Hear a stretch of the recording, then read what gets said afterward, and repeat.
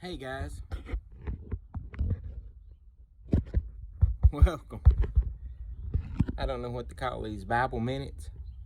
Don't really work. Most of them end up being about 3 or 4 minutes. I don't know.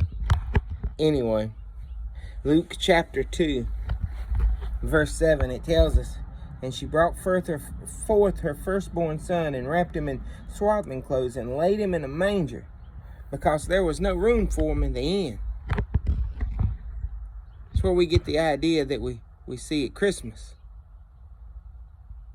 The idea that Jesus was born in a stable. Now understand, this ain't the nice dry barns like we have today. We're talking about hollowed out caves.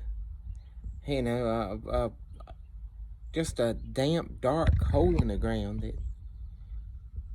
with a rock wall that they hollowed out a place for a food trough. I mean, it's not the beautiful, bright place we see on postcards, on Christmas cards. Man, it was dark and dreary and dirty. This was not the atmosphere that the Jews expected as the birthplace of the Messiah, as the birthplace of the King. It's not what they was looking for. They expected that the Messiah would come and he would be born into royalty. He would be in a palace. He would be in a position of power, that he would come in and everything would be just perfect around him, that his surroundings would be royal and it would be linen and all of the things that represent kingliness.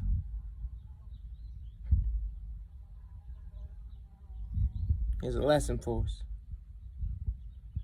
We should not limit God by our expectations. Just because we don't expect him to show up this way, just because we don't expect him to do it, just because we don't think God is able to be here. Now, I know we wouldn't say that, would we? We'd never say that God's not able. We would never say that God's not capable, but yet that's exactly the way we act.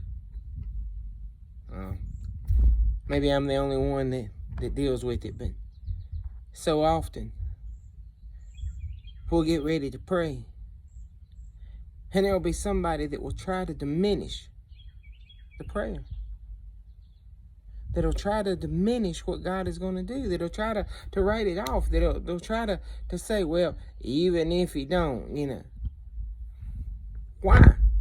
Why do we try to limit him? Why do we try to diminish him? Why do we try to say, well, God can't work in this way. God's not going to do that. God's not going to do... Why do we say that?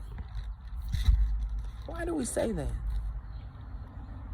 I don't know. We see so many miracles. We see God show up and do so many amazing things, and then we dismiss it. We tend to chalk it up to luck. We tend to chalk it up to good promotion. We tend to chalk it up to whatever, rather than to realize that God showed up and showed his majesty and his power in the middle of it. Why don't we just accept it? Why do we keep trying to limit him? Why do we expect God to work inside of our expectations? He is at work wherever he is needed. In our sin, in our darkness, and in this crazy world that we live in. God is in the midst of it.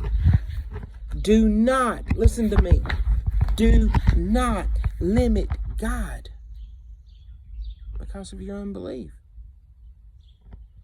We always act amazed when somebody gets healed. We act amazed when God shows up in a way that we wouldn't expect him to. We act amazed when God steps out of our comfort zone.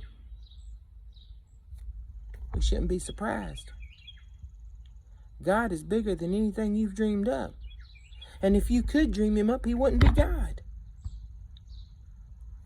I'm going to challenge you. Get out of the way and let God be God in your life. Don't limit him by what you think's possible. Don't limit him by what you think is the place that he's willing to work. Don't limit him by what you think he can do. But let him show up and be God in every area of your life. Turn it over to him. Trust him to do what he can do.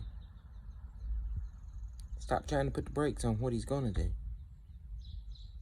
God bless you guys. I love you.